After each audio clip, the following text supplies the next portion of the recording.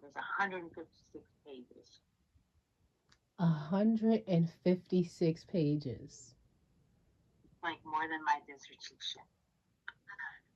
Wow. And I've been to a house signing before with one of my friends from undergrad, and yeah, I remember all of those papers she had to sign. I was like, dang, this this is a Yeah, lot. That they is, want your whole everything. yeah, your life is on the line with that. Like that, yeah. So I can see why you have like mixed feelings of being excited and terrified, because that's like a huge responsibility. It's like it's up there with parenting. It's like a big move. Right? The same thing. It's kind of like you just do it and then you look and you're like, what did I do? Wow. What have I done? But I love it, right? Like you're excited and you're happy. And I think that it's one of those things where people don't talk about the book. Like you can hold two things at once, right? Like we can Hmm. always hold that we love our kids. Like that's undeniable. I wouldn't ever say I don't love my kids. Are they wild? Is it crazy? And do they not listen? Sometimes that's puts my emotion regulation at the test. Yeah, sure. So that makes it really hard, Right. especially when mine gets up at 6 a.m. and it's Danny going on the go. Danny going at the crack of dawn is crazy. He Have you? said, "We got our headphones on." No, what? It is hilarious. Okay, okay. So let us get started with your chart reading. Long overdue. Brought this up. You were on your cycle. Now I'm on mine. So that's why I'm so exhausted. Like the whole week could be a nap time for me. Like, and I would be totally okay. But I know that's not a possibility. All right. So I get that. I I'm so exhausted. All right. So you said that you were born in June, late June. You're a Cali girl, okay? And you said that your time mm-hmm. you were born around 2:30 p.m. You sure about that? Is that a sure time, or did you pull that out your ass? I mean, it's good that you know me because that I tend to do those things with my pretend ADHD memories, but I'm pretty sure not like I don't know how to answer this either because I'm very honest. Is it possible that I pulled that time out of my ass? 100%, 100% possible. However, I believe, and usually when something sticks in my brain, it sticks accurately because it does. It takes a lot for it to actually stick, right? Like Mm-hmm. otherwise, I'm just like I don't know. But in this case, when I first met my birth mother, I remember we had lots of conversations when I first was talking to her when I was 18, like about my birth and what went down and like the story around it. Like it's like a storybook. Like they told her when she was away traveling Europe, and really they put her in a group home, pregnant teens. Like so, those things I remember vividly. And part of that was like I came on a Tuesday in the afternoon, and I was late, um, which makes sense. So, like there was those things stand out. So I want to say yes, that Okay. was a number that is accurate. And honestly, just based off of that and based off of what I know in astrology, your mom definitely was in like a foreign country, or she was in a place where they were like she was in a place with foreigners or strangers, because I'm looking at where the moon is in your chart. Let me send this to you so you can know what I'm talking about, and it's just not like I'm pulling stuff out my ass. But yeah, you have a moon in the 12th house. In the 12th, I have the moon in the 12th house too, but it doesn't mean that my moon doesn't translate into my mom being in the hospital. My mom was just in the hospital. The 12th house is like places that gets you in isolation. So you're in a place where there are foreigners, strangers. You're not at home. You're in a foreign place, foreign land. So for you, your moon in the 12th house means your mom was in literally a foreign land. And for me, my I was also born with moon in the 12th house. And my moon was there because my mom says that she was in labor for me for 3 days. So she was in the hospital for a while trying to bring my little behind into this world. So let As me. someone who has labored twice, your mom is my hero I because don't I, know. I don't know what goes into that. I don't know what I was doing. I don't know. But three you were days. hanging on. I You were like, no, I'm doing it here. don't know what I was doing for them 3 days, but I was not trying to come out. That's one thing I wasn't trying to do. But yeah, that's so But interesting. that So makes you're sense because adopted.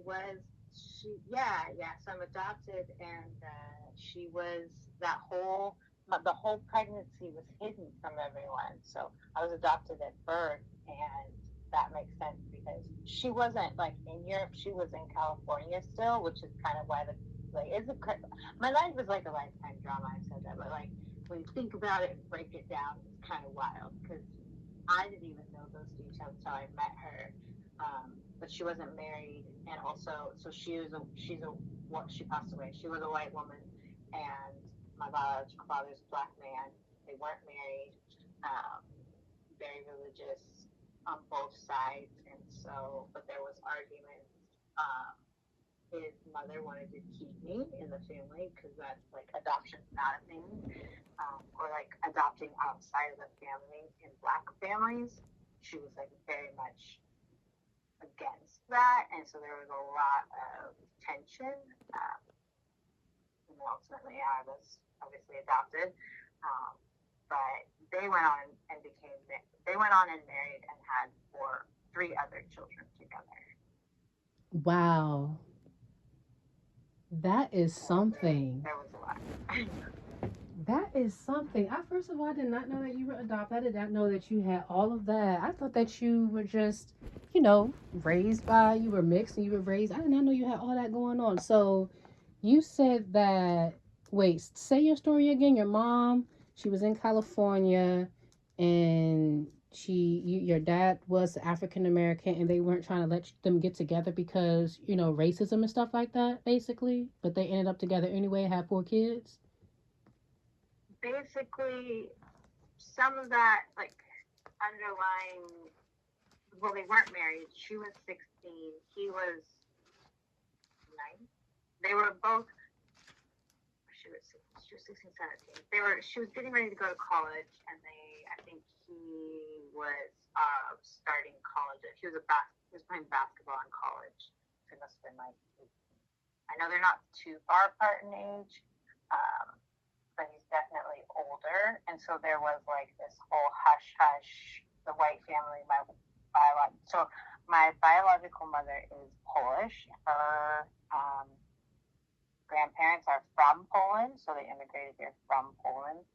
And I think there is a lot of rigidity there. I don't know them very well. I've met a lot of my biological family, but this was like 20 years ago. So it's been a while. So the story goes they met and got pregnant, and because they weren't married, my biological grandmother was like, absolutely not. We're not going to like put this out there, and you're not keeping this baby. And my biological grandmother on my father's side was like, we are keeping this baby. I will raise this baby. Babies stay in the family. But because it was up to my mother, there was kind of, I guess, a juxtaposition that occurred, and I was ultimately adopted. But in that time frame when she was pregnant, her mother, so my biological grandmother, sent her to a group home for pregnant teenage girls in California. So I'm from the Bay Area, so Mm. they, somewhere in Oakland. Um, so that is where, and I don't know what like how many months, but for sure the end of her pregnancy was, and she told me it was. a good amount of time. So I want to say like the majority of the pregnancy, because everybody in the family and everybody that she had known thought she was traveling Europe for a year. And that was the Mm. story, was that she was away traveling Europe, unreachable, right? Because it's the 80s. And like, that's where she is. And she's having the time of her life, right? And then in reality, she's in this group home, about to have a baby, and then also meeting with adoptive parents, prospective adoptive parents. So it's kind of interesting the way my mom and dad came to be my parents as well, because it happened. They met while she was still pregnant, but it was not. It was through adoption. It's just that part is like really long and detailed, but it overall it was agreed upon that my parents would be my parents because my adoptive mom is white and my adopted dad is black. Uh, so it was supposed to be like culturally the same, and that also did not work out that way. But That, that is a lot, yeah. So and then my dad, my adopted dad did not raise me. Um, he was addicted to drugs. They split up. And that's how I ended up growing up in an all white family. wow. You just basically confirmed everything that I wrote because I had so many questions when I had initially read your chart. I was like, because I was reading it, and because when I saw the moon in the 12th house, I didn't know like what that meant for you. I was like, did mom get kicked out? Did somebody die? Was there like a death in the family? Like around the time you were born, did mom get kicked out? Like it just seemed like it was a lot. Um, I was like, was mom living with the family while she was pregnant and she got kicked out or somebody died and she had to move? Like it was just a lot of movement and endings. It seemed like around. Did anyone pass away in the family like 5 years before or after your death? I mean, not your death, your birth. What am I talking about? I knew what you meant. I was like, um, that I could not tell you because I don't know a lot about the history of my biological family as far as like extended family members. Mm-hmm. Um, I know there was like I know we immigrated on the my Polish side. I know I want to say it could have been my biological grandfather on my father's side. I've never met him or heard of him. I don't know. Mm-hmm. Um, so I have so it was my father and his brother. They're both sports athletes. They were professional athletes. Um, and I don't. I know more about them and not so much about who their father was. So that could be a possibility. But that's the only other like connection close to me that I would know about. Right, right. Okay. That makes sense. And the reason why I asked that is because you do have a Scorpio placement in your chart. So first of all, when it comes to the way that I read astrology, I know that in the way that everyone knows about astrology, there's like a particular sign that you fall under and you just like rep that sign and run that sign. And you either have other relationships with other signs or you hate them, other relationships you signs, you love them. That's cool. When you really start to understand and learn astrology, which I'm not expecting you to do, this is like my own little niche. You come to realize that you literally have all the archetypes within you. They may not be activated, but there are certain points in your life where when you're gonna have to tap into like your Cancer. That's you being a mother. You're going to have to tap into you being like a Virgo. That's how you pull together data and analyze data. You're going to have to tap into like your Scorpio because that's the death realm. That's how you protect your body from literally dying and things of that nature. So when it comes to Scorpio in astrology, usually when that archetype is activated, around in their birth chart, that usually means because your birth chart is a snapshot of what is going on during your birth and that can, impact, that can tell us about, your personality and your upbringing. But this is what is literally going on the moment that you were born, no one else. And that's why I was trying to get your time of birth like exact, because no one has this time of birth. No one was born in California in June 1987 at 2:30 p.m. except you. Only you hold that space and time. No one else can say that they have those details other than you. So this is a specific chart mainly specifically for you. So if you said that you were born at 2:30, you have Saturn, which is the planet of death, in your third house, which is the house of family, and Saturn also represents old people, elders, grandparents. You said your grandfather possibly had passed away. So that what you're saying kind of sticks with this chart. I'm trying to see if what you were told about your birth story, what you know of your birth story, matches this chart. If this chart is really you, and it seems like this chart is really you. And I sent it to you. Through text message, if you want to follow, if you even can follow along, because I know it's like a lot. It's like literally a whole different language, so I know you probably don't understand. But if you don't understand the circle, which is a lot, you can just go ahead and just read the little box at the bottom that has like the sun, moon, Mercury, and it has like your Gemini, Leo, Gemini, all that Gemini that you got in your chart. You try to deny your Gemini, girl. So let's do this. Let's do this. Oh my God, I no, want this you is to this is Google. killing me. I want you to Google your birthday. Let's since you do have Virgo in your chart and you are appreciative of the data, you need to see the data, you need to believe the data. Let me show you the data. Google what constellation was the sun in on, and put your birthday, and tell me what your sign is. Tell me what Google says your sign is.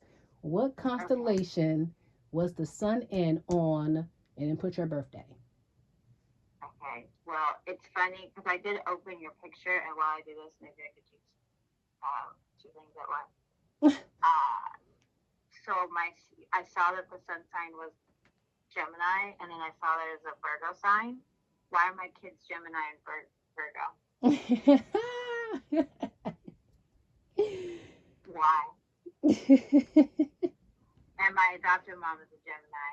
My second ex was, Wow. See, look, you know, runs in the yeah, family. yeah, and that's like I'm like, wow, this does make sense. And now I probably should have told you because yeah, you probably are reading my chart, and it doesn't make sense if I grew up just to the times that maybe I do speak to, which is like growing up in a small town. But how did I get there, right? Where did I come from? Is actually quite a story untold. Exactly. Exactly. Um, and no, I cannot do two things at once, so I don't even know why I pretend. You What are actually you can. trying to Side note, do? Gemini. I know.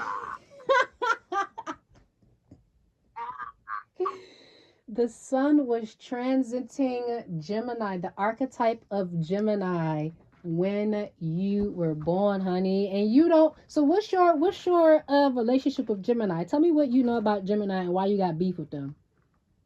Why got beef? That's wild. That's wild. Okay, listen. My mom. Okay, where should I start? Where can I begin? I think that maybe a lot of it is a reflection of me, and so that can be hard. Mm. I feel like they really do represent the two sides, though the ones that I know. Like there's one like really sweet and easy to get along with and manageable, and then there's a side that's not. And that side, I feel like I don't have that side. I've tried really hard to not let that side of me affect other people because I think we all do. But I feel like in Gemini they don't give a damn. It's like we don't give a fuck what you think, and we're just gonna fuck shit up when we're feeling this way. And like even my ex niece. So when I was married the second time, I had a niece who was also a Gemini, and they had like a different nickname for her Oh. because of the way that she would act different. And it was just like, yeah, I see that. And my teenager, I mean, also my teenager's my teenager, but I'm like, ever since he was little, there's like this sassy, sweet side of him, and then there's this just like don't fuck with him side, like Mm. just don't do it. And I'm like, it's hard for me to manage that. And also, I think there's this go low, and in that, I guess I should also add, in that I don't care side, they will go as low as like there's little thought put into the impact of what is said, done, and like acted upon to others. Mm. So when I say I can have two sides, I think that yes, obviously we all like I can be grumpy and moody, but I will be internalized with it, and I think there's an externalized factor with Gemini, and that doesn't we don't jive that way. I don't want to be hurt intentionally. Mm. Got you. Yeah. People definitely have talked about the what how should I say like the two-faced, I should say, um quality of Gemini. And we definitely have quite the reputation. We definitely have quite the reputation. But that's not all. That is not Gemini. People, Gemini don't hurt you. People hurt you. Right, So you can't right, say that. right, Yeah. right. So because like I said, we all have like all the signs, all the archetypes in our chart. So in just the way that I read astrology, kind of like how, in the astrology that we all know and love, which is called tropical astrology, we're both known as Cancers. But you just put your birth time in Google to see like where your sun was and when you were born, and it told you a completely different sign. So the people that you actually think are Geminis that you have a bad relationship with, you put their birthday in, and they may not actually even be Geminis. They may be working with a completely different archetype that may be impacting a completely different part of your chart, which is completely okay. But yeah, I definitely we do have an external. So what I know about Gemini and what I've researched about Gemini is that we are the air that you use to express yourselves. We are the articulators. If you have no Mm-hmm. Gemini in your chart, you cannot express yourself. And the only reason why I know that is because my mom has no, not even just Gemini, she doesn't have any air in her chart. That means she doesn't have the other air signs, which are Libra and Aquarius. And you need one of those signs to be able to express yourself. And so with you, I don't think you have, yeah, you don't have Aquarius and Libra too much. You don't, I don't really read the outer planets like anything after Saturn that you see in your chart. I don't really read. So I don't really talk about Uranus, Neptune, Pluto, and anything like that. So you don't have anything going on in your Aquarius house, in your Libra house. But your Gemini house is popping. Your Gemini house got three signs. You got your daddy there, your son. You got your siblings there. You got your Mercury, which is Mercury. You have your community, your girlfriends. Me, hello. You got your girlfriends there. I'm there. I'm literally Venus in your chart. I'm literally a part of your community. So that is Gemini. Geminis, we literally are the ones that say it. We will say the things, and that's why, honestly, I think that's why we have the bad rep of hurting people's feelings, because we know the truth, and there's something that needs to be said, and we're going to be the ones to say it. Now, there may be other things that go on in our chart that will have what we say come off as hurtful or not. I'm not sure, exactly what other mixtures that those people that, as Geminis, what other signs in their chart that they have that they're working with that may have, went into why they treated you the way that they did. But I do know that that is a quality of Gemini, is that we are really sharp. We're air signs. We're not emotional. We're detached from our bodies. We're not water signs. We're not Cancers. We're not Scorpios. We're not Pisces. We're not all emotional or anything. We rarely cry, which is not a good. I'm not saying that to like pat ourselves on the back. We're pretty detached from our emotions. We don't eat when we're supposed to, when our bodies tell us to. Sometimes we forget to do like biological things like go to the bathroom. Things like that because we're so detached and we intellectualize everything. And so a lot of people, they don't want people are people. Their people are emotional. They don't want to hear all the data. They don't want to hear the truth sometimes. Sometimes they want you to just feel them. And that's where Gemini and Virgo kind of fail because they're not feely type of signs. They're very intellectual. They're very about the words. They're very about the words have meanings and numbers have meanings. Data mean things. Numbers have meaning. And a lot of people, you know it. People don't give a fuck about the data. Data tells us a lot of things. Science tells us a lot of things, and us as humans, we even talked about it on the podcast. We as humans will disregard the science and go a completely different direction when the data and the numbers and the words are telling us this is the way, this is what's going on. Like, so that's what Gemini is. Gemini literally is you getting on your Instagram and pulling out that camera and speaking on the things that other people would, shy away from speaking on. That's that Gemini. Us having this podcast, out of the group, all four of us said that we wanted to start a podcast, and only the Gemini stayed and did the This is podcast. true. We're like, fine, we'll do it. Right. We'll be the ones to put our voices on the lines to say what needs to be said. Um, so that is what I know of Gemini, and also what I have here, from a seasoned astrologer. Her name is the People's Oracle on all platforms. What she has is Gemini articulates. We're naming and we're speaking the mind using words, and we Gemini amplifies and multiplies ideas, words, and things. And that's what you're doing. And you specifically, because you have Gemini in the 10th house. The 10th house is your career. Literally, all you do is sit there and write reports and pull together data and talk. That's literally your reputation, your status. So, and honestly, you have Jupiter transiting your 10th house too. That's probably not shown. I don't think it's shown in the chart that I sent you. But right now, Jupiter is in Gemini.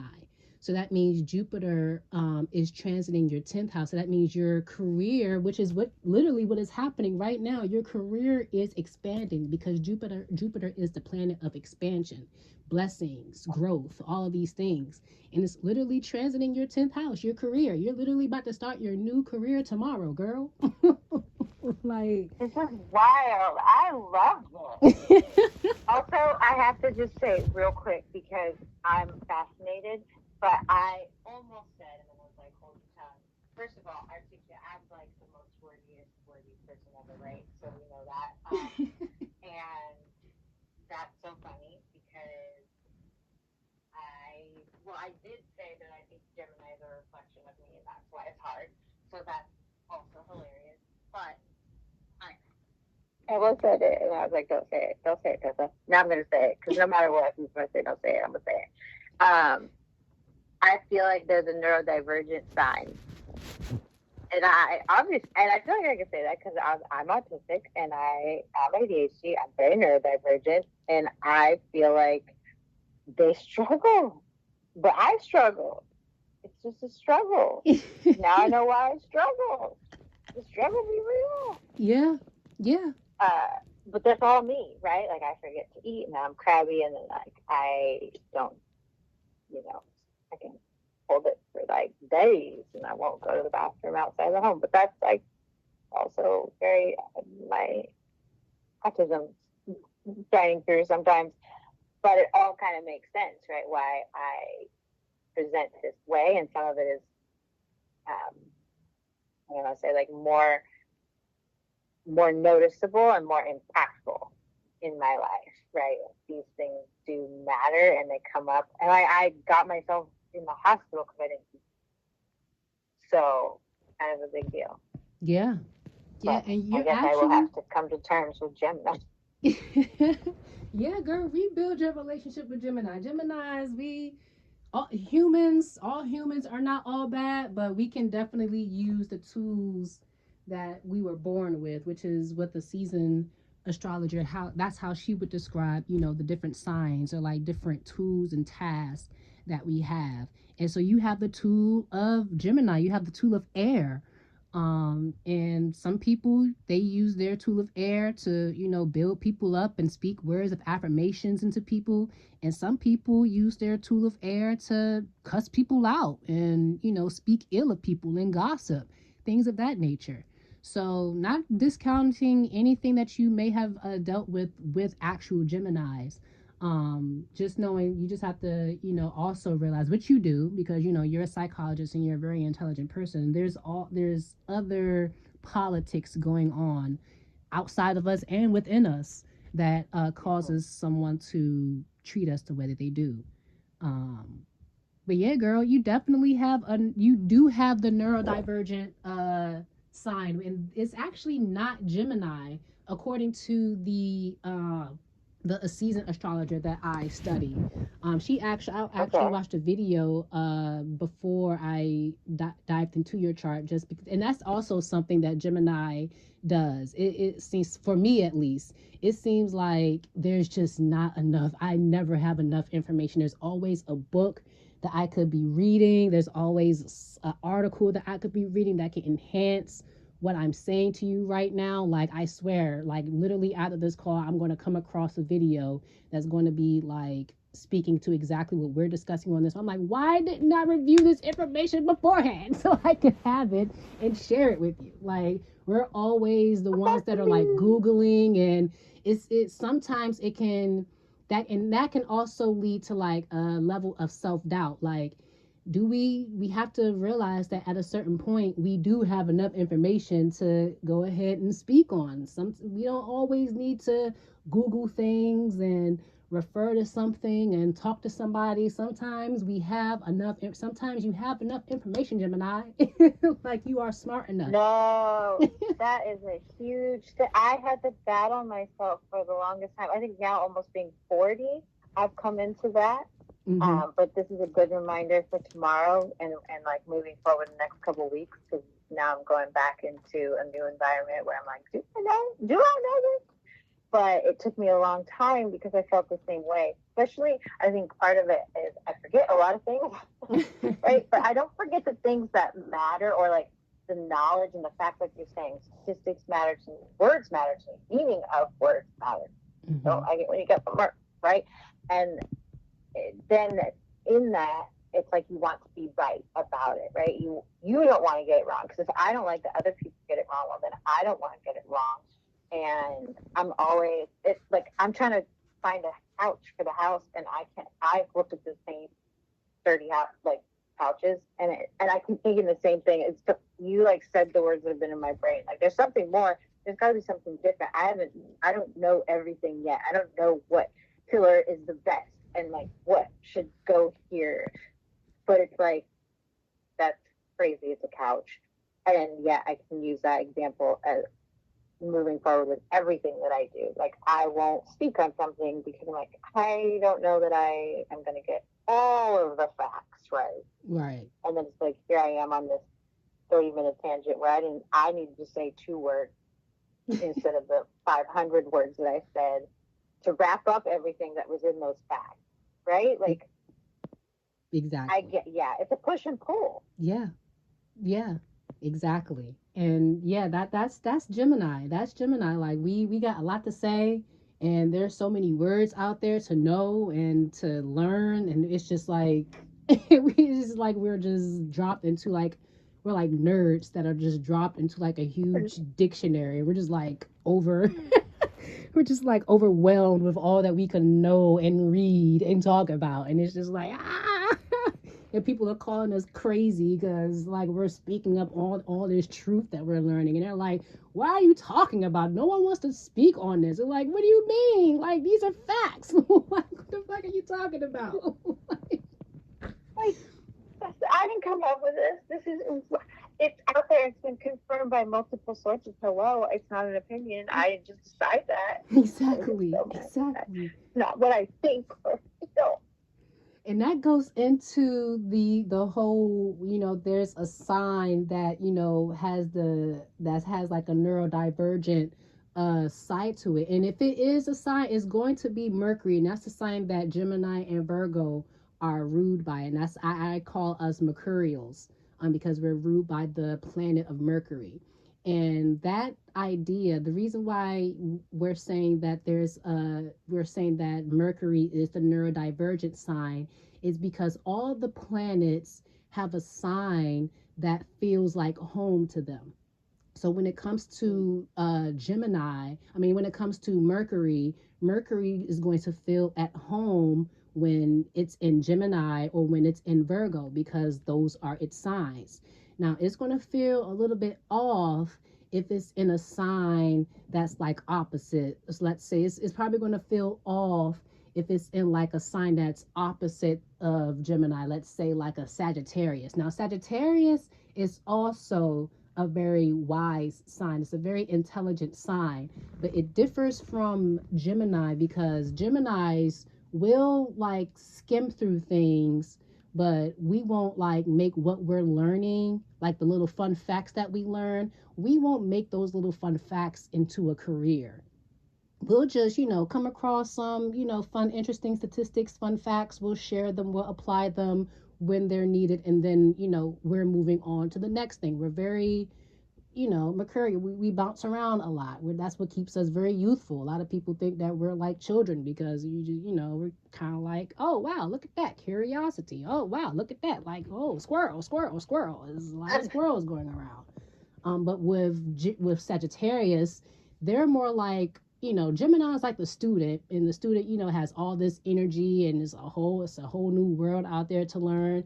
And Jupiter and Sagittarius is like that wise teacher, that wise professor that has, found their path. They found their niche. They found their specialty, and they've written all the books about this one subject that they've done this deep dive study into, and they're like, Gemini, you have to focus your energy into this one path. And Gemini's like, no, there's all these words and so much to learn. Like, so Mercury is not going to feel like at home in a sign like Sagittarius, because Sagittarius is going to make it think all deeply and shit, and we're trying to like move quickly. We're not trying to like make careers out of everything that we come across. Every fun fact doesn't need to be made into a career. Everything that we come across doesn't need to be delved into deeply. And so there's signs that, we feel at home in. There are signs that we feel uncomfortable, kind of like with guests. There are people that you come over your house and, they feel at home. And then there are people that come over and you don't want them to come over anymore. It's just like, never come over again if you can. And then there are people who come over your house and they're like treated like royalty. Like you treat them better than you treat yourself in your house. They are like an esteemed guest. And the only planet that has itself as the esteemed guest, which means it basically hyper focuses on itself, is Mercury. And it is Mercury and Virgo that is like exalted, which is like that esteemed guest, which is that like that hyper focus. So Mercury hyper focuses on itself, and that's that neural divergence that comes into play, because it's really hard to pull Virgo away from the numbers. And it's Virgo, what I like to call Virgo, like it's like R2D2. It's like a robot. It's not emotional. It's just all, it's like a calculator. It's like you turn on your heater and you say, heater, I need you to be at 78. Okay, I will be at 78. Like that is Virgo. Like no emotions involved. The heater is going to work and work and work and work until you tell it to stop. Not when it feels like it's in the, oh, I'm overheating, I need to stop. No, no, no, no, no. It's going to keep working and working and working and working until it overheats itself and it crashes out. that's that neurodivergence of Virgo that I think that the People's Oracle is trying to get at. It's so hyper focused on itself that it kind of like adds to what I was saying about Gemini, how Gemini is so detached, from itself. If it gets to eat, if it gets, to just do like regular bodily functions because it's so into what it's into, that why would I stop? I can just go ahead and get this done, and then I'll go pee, then I'll eat. And it's almost like doing biological things like crying, like, normal shit that humans do. It's like a reward for us after we get, the work out of the way. Then we'll handle, our biology. How does that sound for you? Does that sound like it resonates? Oh, like too much, like too much. Like it sounds like that me, and I'm also thinking of Malcolm, who is a whose sign is a Virgo sign. So now I'm like, I really want to know like all of this about my kids, but I'm fascinated because I can, yes, because I'll go back to the couch thing because that's right now. I'm obviously hyper focused. I got couches up because it says my brain says I can't finish this until I can't do anything else until I'm done with this, and I can't like even think about emotions or anything. Even when I'm thinking about good things or bad things in life or what's happened, it's like, well, let me get past this and then I'll celebrate. Like I can't be happy about the house yet because it doesn't feel real and I'm not going to put any emotions into it and I'm going to go through the motions. Even though Mm-hmm. I've seen the closing doc, even though I've gone through all of this, I don't have emotion to it yet. I just have the motion. Right. I have the ability to move forward and know what I want to do and know like the mechanics behind it. Uh, like I got washing machines and parts and couches, but not that I should feel something, right? Like that human part of it. This is an accomplishment. It's exciting. And I think about that sometimes as like, this is what makes it hard to connect. And this is where I feel sometimes I wish I could have that like neurotypical, for lack of a better word, kind of viewpoint where people seem to be able to be in a moment and just be in the moment Mm-hmm. and not stacking up all these other mechanics to do. It's Right. always to do. What do I need to do? And I can be very emotional, right? Like I know I can feel, but Mm-hmm. it'll be like, wow, why are you crying? I'll read something and it's like, then I feel everything. I feel everything from my life and I'll feel everything from what I'm reading and I'll feel everything from the world. So it feels like when I do let it in, it's overwhelming Mm-hmm. because I can't just have a moment, not just little, everything all at once, always. Right. Right. And honestly, that makes So, sense because we hold so much in. Like, that's just natural too. Because, like, if you're not like a person who, just naturally goes through, what biology want, like, if you need to cry, but, you just are detached from your emotions, and you're the type to, intellectualize things and just move on, when you come to a tipping point and, the camel's back breaks suddenly, then yeah, you are going to be crying over everything that you probably should have cried over in only because you started crying because of this one situation that kind of like I said broke your back.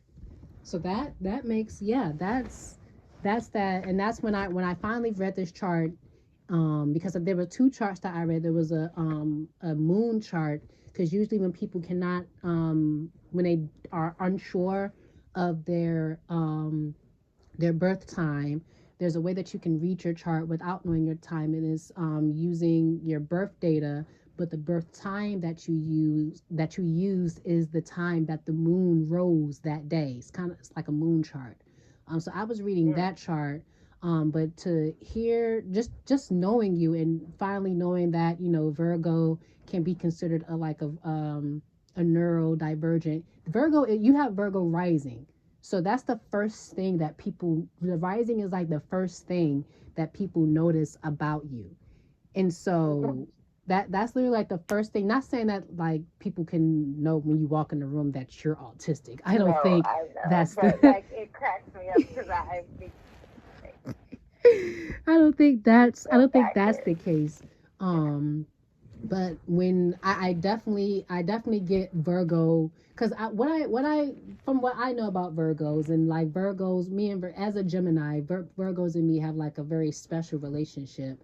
They're like literally the smartest person in the room. They're like the bespectacled librarian. Like they honestly sometimes I feel like Gemini's is like the if Gemini and Virgo were like roommates, Gemini would be like the party head. Like yeah, they'll be like the kid who like party so much, but they're so damn smart they still pass their classes.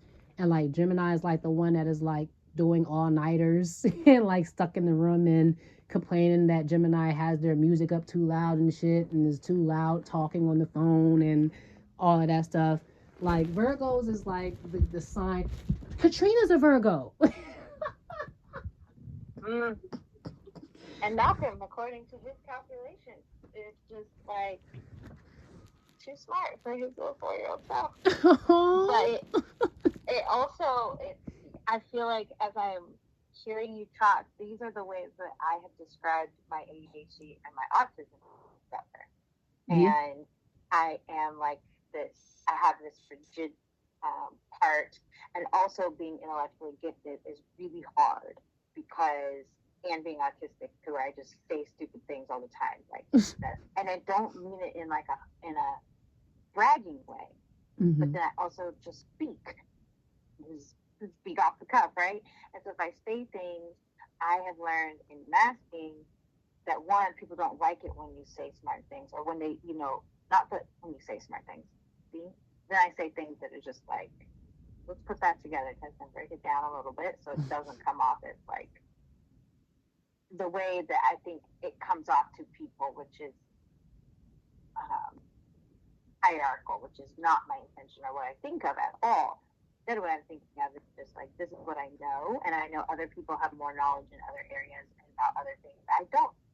And that's how I feel in general. And I say things, and I know a lot of things, Mm-hmm. and I just put them together and I'll just spew it out, and I think it comes off like a know-it-all. That's what I'm trying to say. Like I Mm. got heard that a lot, or and so I have always like I will ask a question to people I already know an answer to, because I have learned that it makes people feel better if I just don't know what I know. That's how I feel moving through life. Mm. That it is better for me to mask and make other people assume and explain things to me, which I think then comes off in my facial features. So I don't know that I do a good job, um, but it is a reflex of like social safety net for me. If Mm-hmm. I just don't say anything or if I ask this question, I already know the answer to 100%, and I'm just gonna let you explain it to me. I don't like doing that, but that is how I have learned that I have to navigate certain situations, especially. Um, and when I'm with people that I care about and that know me, like you and Katrina and like our friend group, and people who don't care and don't take offense to my blabberings, then I can just say and be who I am. And I think it comes off naturally. And I don't make those mistakes. I don't have to feel like I'm going to ask you a question that I know the answer to, right? Mm-hmm. But I think about that as I move through life, like when and how do I stop doing that? Where does that end? Why do I do it? Yeah, man. Gemini's the mercurial intelligence is envied very early. Like I remember being in middle school and like the reason why I was bullied that first year is because I was smart. I'm like, what? You're bullying me because I know how to read, bitch? The fuck are you on right now? Right, You're bullying me because I know how to read a paragraph. Okay, this is amazing. right. Yeah, so And you're it's just like, I'm not going to do that anymore.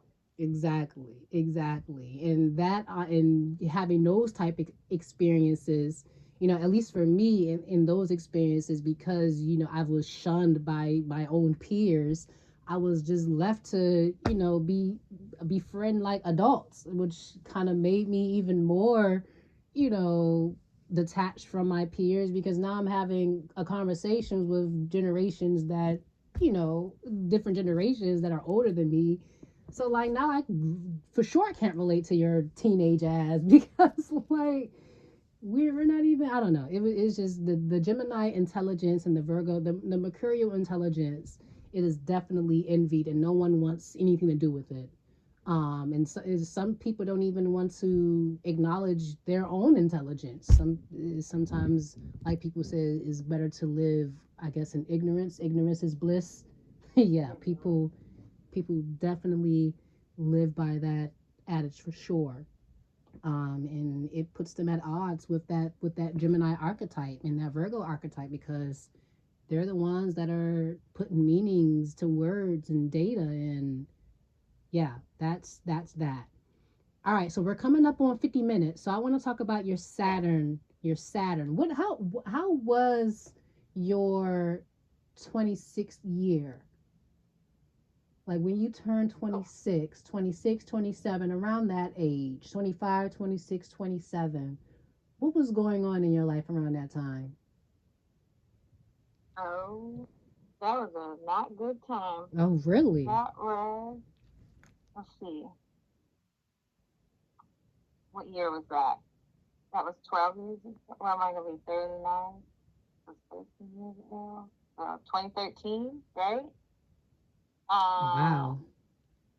Right? Or is that right? Wait, what? No, no, no. Question Like again? the way when people say like 20. 2013, like I was in like, I don't know, I just feel like the 90s should still be like 30 years or something. I don't know. Literally. I'm like, wait, when was this? What time? I was a baby? No. Um, I and then I have to like math it. That's how old I am. Like what? What in my 20s? But a lot of this is, and I'll get to it because you. So yeah, had to have been 2013, right? Braylon would have been. You said 25, 26. Yes. Mm-hmm.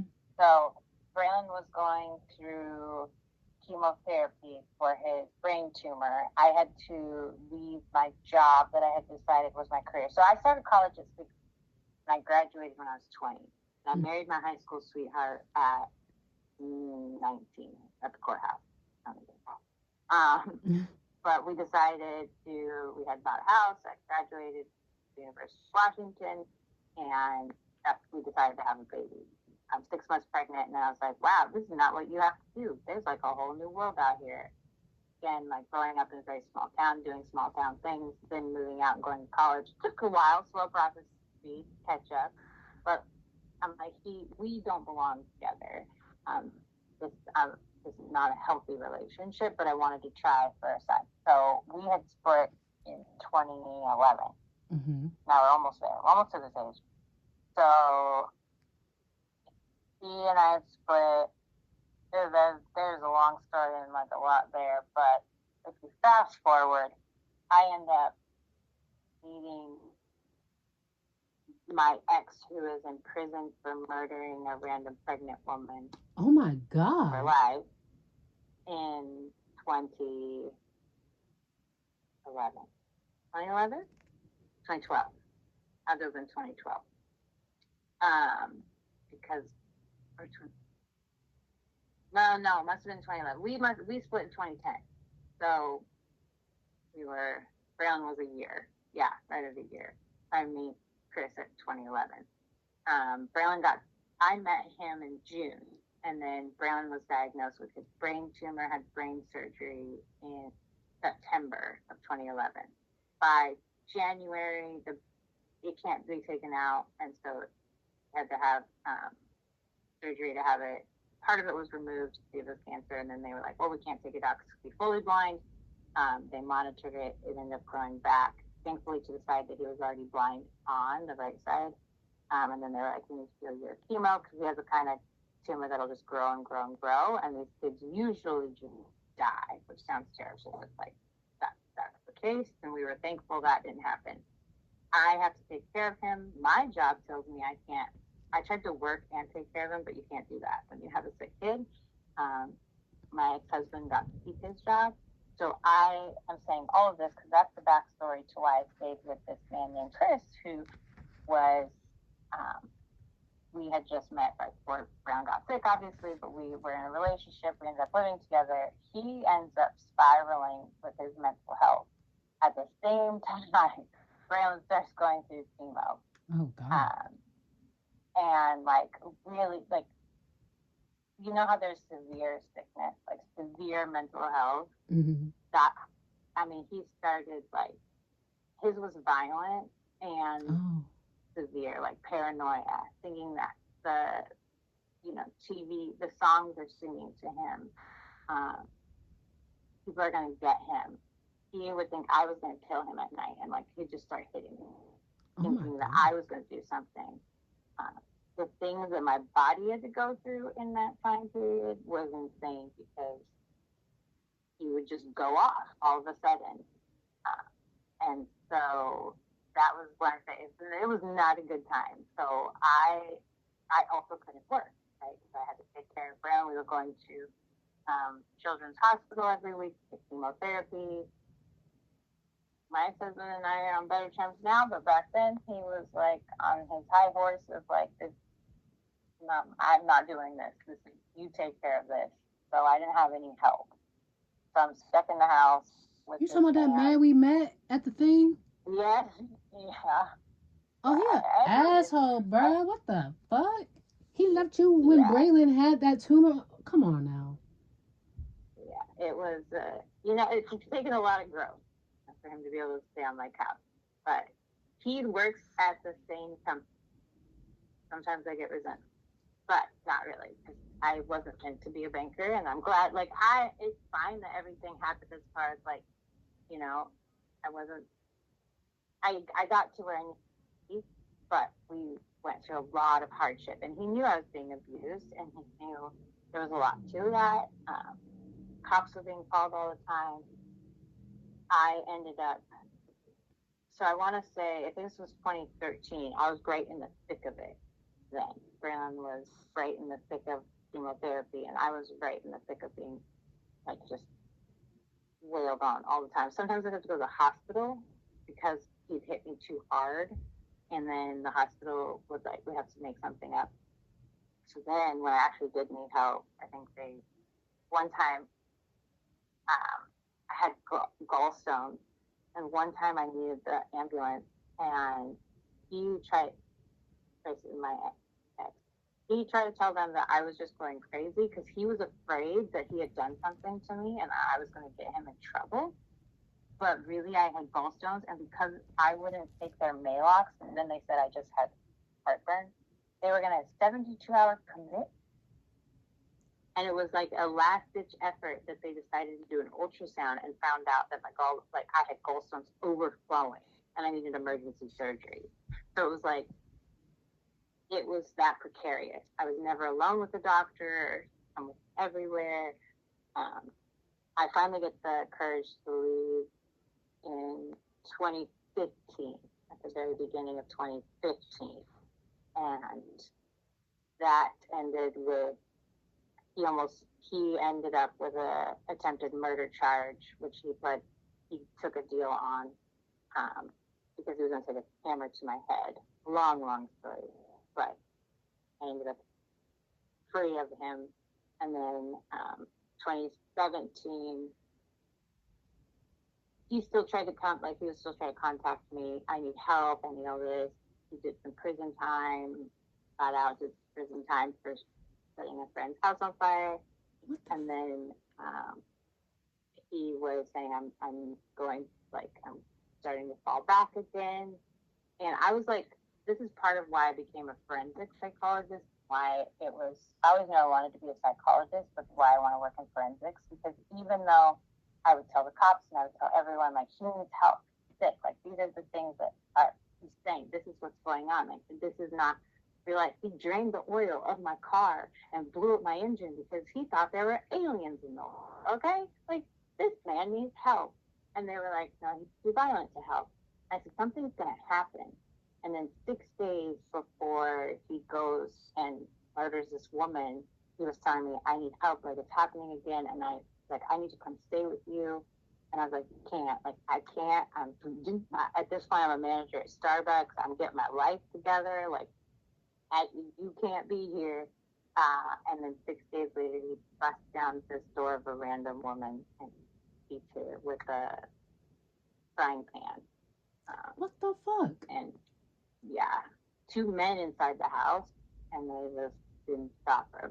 So it's the saddest story, and it's really hard. And I, a lot of times, be like, tell myself I can't carry it, but then also I try to live in part for her. She was pregnant, so like in her things that she lost, knowing that I knew him, and I tried my best. I tried my best to get him help, um, but I also had to stay safe. I had Braylon at the time, obviously, and so yeah.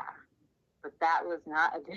All of that is I just did what I do, articulated a whole lot of things that didn't need to be said to answer your question.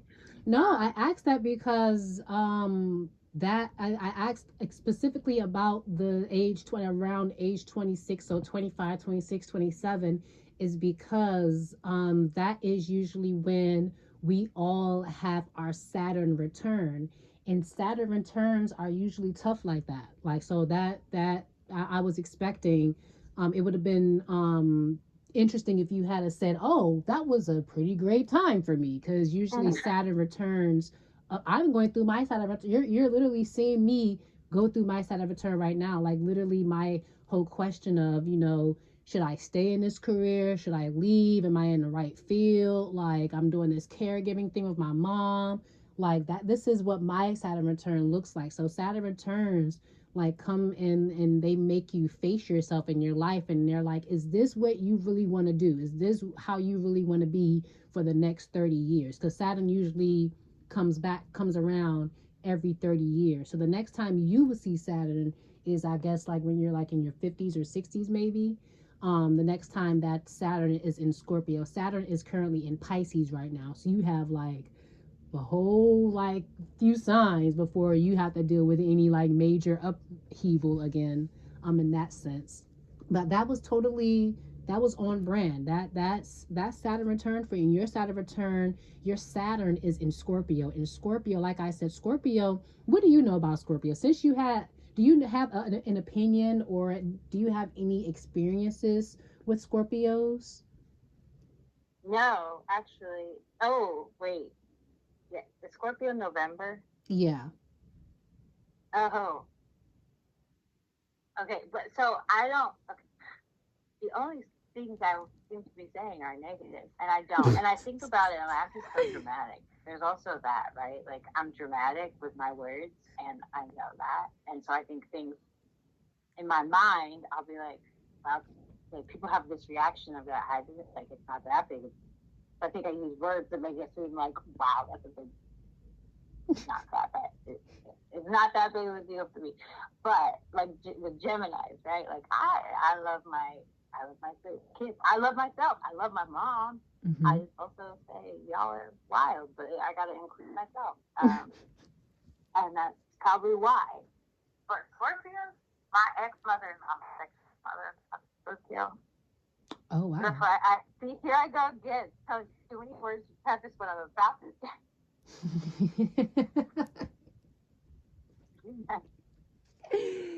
You can't escape it's Gemini. I Can't can't. Cancers don't talk like this, bro.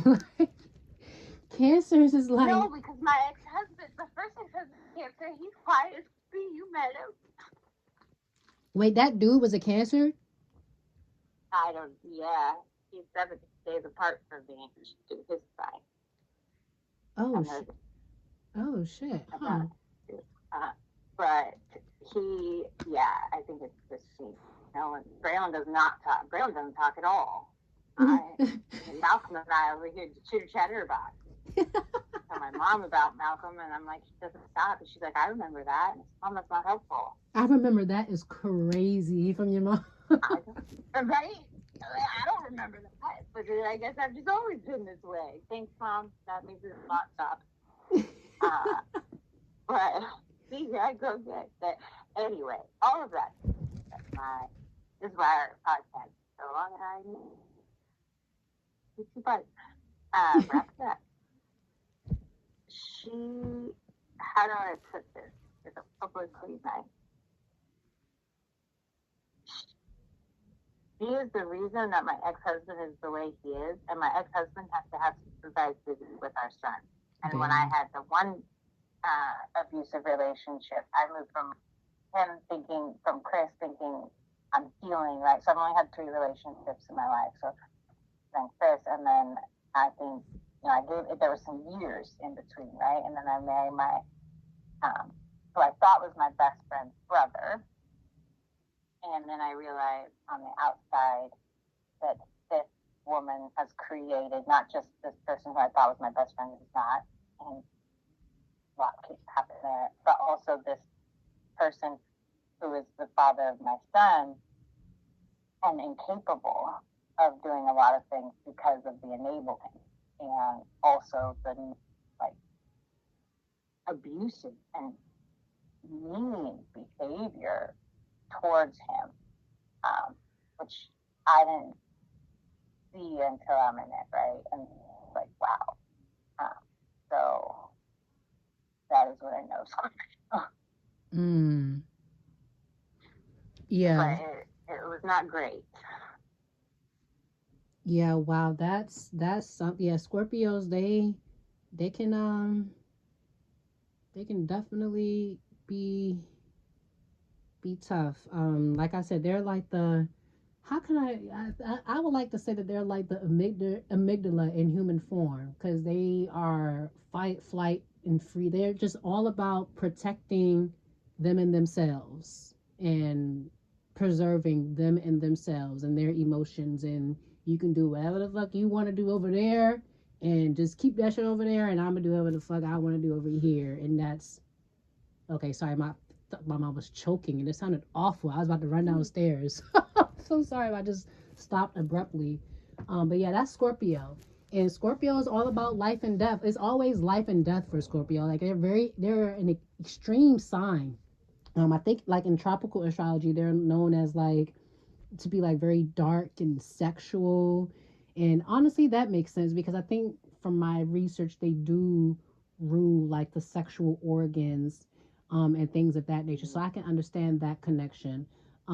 However, just from your chart, with it being in the third house and it being in Saturn, it literally is giving more energy to that death energy that Scorpio usually comes with, that life and death energy. So you're going through all of that in your third house of family, cousins, siblings. That was everything that you were going through at home. That was happening in your home front. So you said that. Oh wait, no, you're Scorpio. It won't be Scorpio for you for like another few decades, actually. So Oh, good. I was like, wait, what am I bracing for oh now? no, no, no. This is a good time for you. Like Jupiter is in like the house of your career. Your Saturn is currently transiting the house of like your partnerships. So like your contracts, your, partnerships, business contracts, things of that nature, a long-term partnership. So if you're feeling like things are being held up when it comes to like your long-term partnerships, your business contracts, like things aren't moving in that arena, or if you're trying to like, I know you haven't really even talked about it, but if you were trying to get into like a long-term relationship, you didn't say anything about it. So if you're feeling stalled in that area, then that's kind of like proving that Saturn Saturn will have you on like a delay. Like it's like a very long drum roll type of thing. Like you want something to move, and Saturn is like, no, let's build some discipline. Let's go through this again. Let's make sure this is actually something that is wise and something that will make us grow or help us grow, and then let's execute. That's where you're going through that in your area of like contracts, litigation, binding agreements. I think that did they ever get back with you about your background check?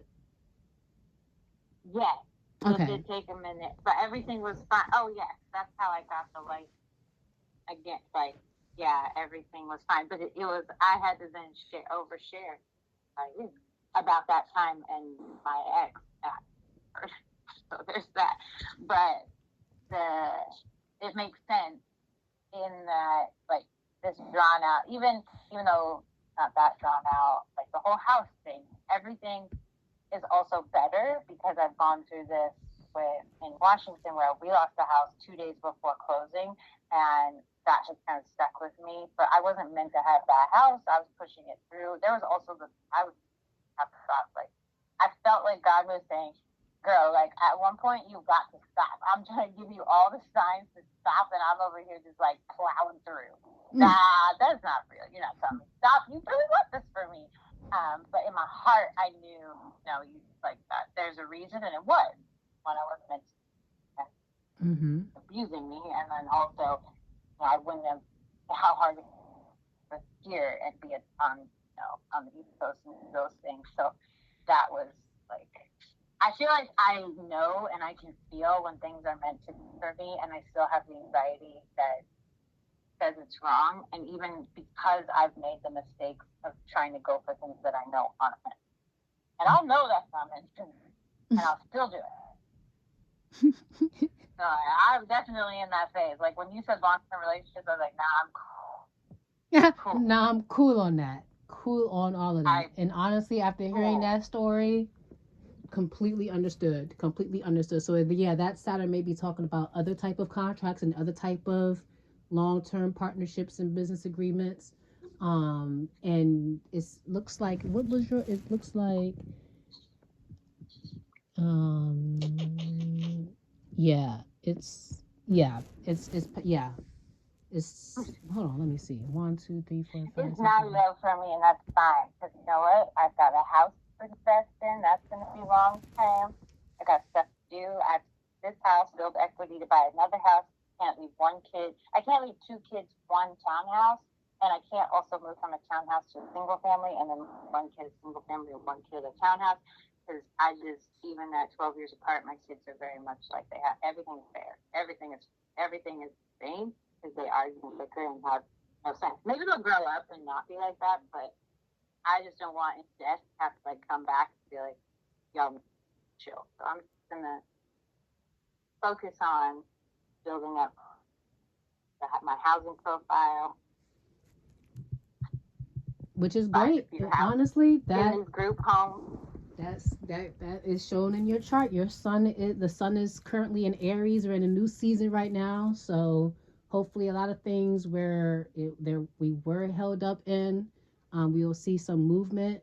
I know that I was in a standstill. I know you had like a little standstill going on with what you had going on in your life. I know Katrina, she had like a standstill with her housing situation. You guys know all about my situation with the match. I'm still at a standstill with that. So hopefully this new season, with it being Aries and Aries being a fire sign, we'll get some fire up our asses and see things moving. And you have Aries in the eighth house, and the eighth house is all about inheritances. So the fact that you're thinking about what to leave behind for the boys, and that's where your focus is, that is on point. And with that, since Wow. we're at an hour and 13, we're at a day, we're in the red now. We want to end it here. So, and look, Malcolm, he Okay. is up, and that is our cue. We gonna end it because it was quiet the entire time, and now that nigga up. So let me not call that nigga. Right? He said, I'm ready. The first step up. Okay, but I know I making thank you cards for the house, but I made the mistake.